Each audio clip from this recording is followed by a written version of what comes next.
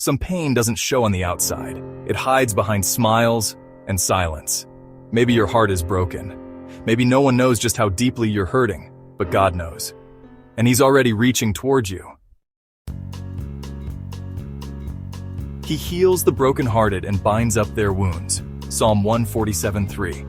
You may feel shattered inside, but God is the healer who mends what can't be seen, not with quick fixes, but with deep, steady love. The Lord is close to the brokenhearted and saves those who are crushed in spirit. Psalm 34:18. You are not alone. Even in the moments when you feel unseen, God is closer than your next breath. Let's pray together. God, I'm hurting. There's pain I don't know how to explain, but you see it all. You know every wound. Please come close to my broken heart and begin the healing only you can bring. In Jesus' name, amen.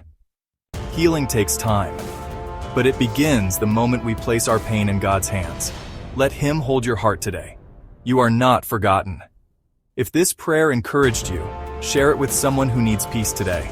And don't forget to subscribe to A Faithful Heart, where we offer prayer, scripture, and hope, one video at a time.